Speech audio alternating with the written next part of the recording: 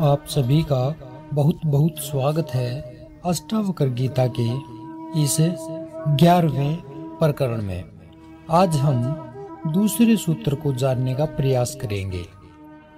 क्या कह रहा है ये सूत्र? सबको बनाने वाले ईश्वर हैं, अन्य कोई नहीं है। ऐसा जो निश्चय पूर्वक जानता है वह पुरुष शांत है। उसकी सब आशाएं जड़ से नष्ट हो गई हैं। वह कहीं भी आसक्त नहीं होता। क्या कहना चाह रहे हैं अष्टावक्र जी यहाँ पे?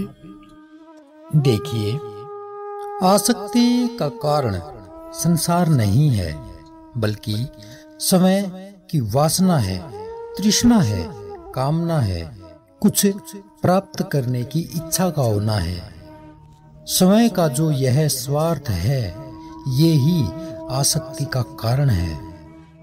आसक्ति में दो का होना आवश्यक है, यानी द्वैत का होना जरूरी है। यह शरीर, मकान, स्त्री, पुरुष, संबंधी आदि को हम भिन्न मानते हैं, जिनसे आसक्ति होती है। यदि एक ही है तो कौन किससे आसक्ति रखेगा? इसलिए अष्टावक्र जी कह रहे हैं कि इस सृष्टि में कहीं भिन्नता है ही नहीं। वही एक चैतन्य सत्ता विभिन्न रूपों में प्रकट हुई है। अतः यह संपूर्णता ही ईश्वर है। सभी उस एक चैतन्य का ही विकास और फैलाव है। इसलिए सबको बनाने वाला वह ईश्वर ही है, दूसरा कोई नहीं है। किंतु जिसे आत्मा का अनुभव हो गया वो ही केवल ऐसा निश्चय पूर्वक जान सकता है। पर जो अज्ञानी है उसका भ्रम तो बना ही रहता है। अतः ऐसा निश्चय पूर्वक जानने वाला ज्ञानी ही शांत हो सकता है। जब उसे संपूर्ण सृष्टि में एकत्व का बोध हो गया तो उसकी सब आशाएं, अपेक्षाएं, तृष्णाएं सब जड़ से खत्म हो जाती हैं। फिर वह कहीं भी आसक्त नहीं होता। ईशावास्य उपनिषद भी कहता है कि इस संसार में जो भी है सब ईश्वर का ही है। इसलिए त्याग पूर्वक इसका भोग कर। क्या कहा? इसलिए त्याग पूर्वक इसका भोग कर।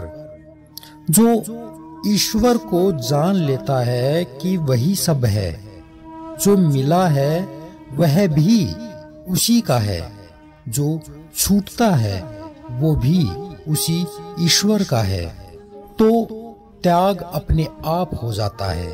द्वंद्व मिट जाते हैं, अशांति मिट जाती है, आशाएं मिट जाती हैं। जो मिला है, जो हो रहा है, उसमें व्यक्ति संतुष्ट हो जाता है। फिर आसक्ति का कोई कारण नहीं रहता। ऐसा व्यक्ति ही परम शांति को उपलब्ध होता है। आपने इस सूत्र में जाना कि जो अशांति का कारण है वो इंसान की स्वयं की आसक्ति ही है। उसकी कामना, तृष्णा और वासनाएं हैं। केवल इनका त्याग करने मात्र से वह उस ईश्वर का अनुभव कर सकता है, उस ईश्वर की सत्ता को जान सकता है।